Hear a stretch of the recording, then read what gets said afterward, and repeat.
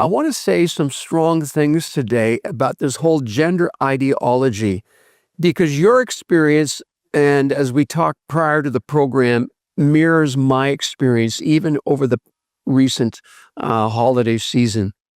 Hearing stories of, one young woman who decided to change her identity to become a man and then paused a year into it. It was just horrific. And you go back.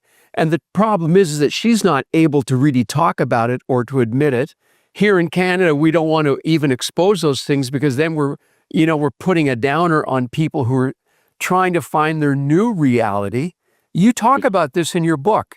Yeah, I do. And two people that I had the great honor of interviewing were Kyla Gillespie and Chloe Cole, both of whom are detransitioners. And I referenced several other stories of detransitioners in the book as well. There's another woman named Laura Perry, for example, who was a detransitioner from years ago, before this whole phenomenon became the thing that it is now. And what they describe, and in the book, by the way, we have QR codes where you can just scan it and you'll go right to the interview I did with both Kyla and Chloe Cole. Kyla went from a woman to having her breast removed, having a hysterectomy, and then suddenly sort of like realizing this is wrong. This is just not who I really am. And coming back to this sense of what her identity really is all about. She has a remarkable story.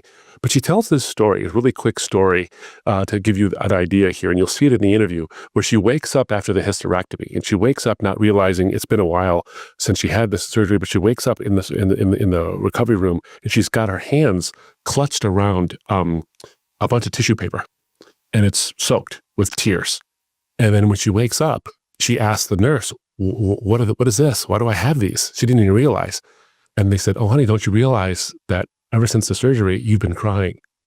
And she sort of realized that she had mourned the loss of her womb. And since detransitioning, it's been tough. It's been physically very, very hard. When you say that and you tell that story, I mean, there's something in my heart that just kind of dies inside for that woman and the reality she's dealing with.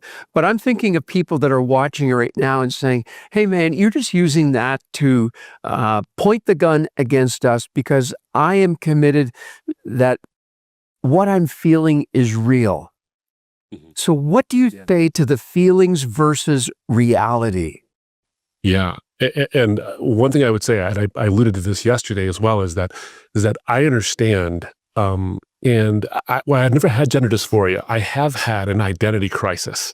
When I came to faith in Christ from a religion of Islam, religious identity is the most important thing about you as a Middle Easterner. Yeah. So when you change that and you're confronted with the possibility that maybe the truth isn't where I want to identify, but where I need to identify as reality, there is a crisis that happens. So while I can't fully relate to someone with a gender identity dysphoria, I can relate to somebody with an identity dysphoria of some kind because religious identity is as powerful, or at least close to as powerful as any other identities for a Middle Easterner like me.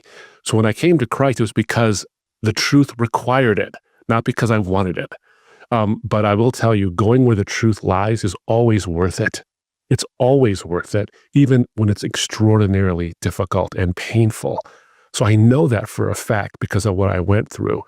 So what I would say, though, is that the science shows me if I'm going to talk to somebody with compassion and I'm not going to turn the gun on, I'm going to put the gun away with someone who is going through this because... Well, what's science saying? Well, the science is showing that people who are gender dysphoric, who go through transition, whether it's chemical, surgical, or social, even in the most trans-friendly countries in the world, either increase their suicidality or maintain their suicidality afterwards because the underlying conditions, the underlying issues like the anxiety, the bipolar, these other mental issues have not been resolved. They'd simply been masked by this so-called transition. In fact, Chloe Cole, who I mentioned, she said she didn't feel suicidal before she was sort of coerced into transition at age 14. Rather, she felt suicidal during the transition and more so after. And the science I point out in the book, the well-known science, by the way, is that hormone therapies and all these other things, they don't work and they don't alleviate the symptoms.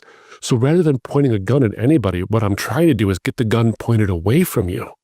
Because what we care about is how reality conforms, how our feelings conform to reality, not the other way around.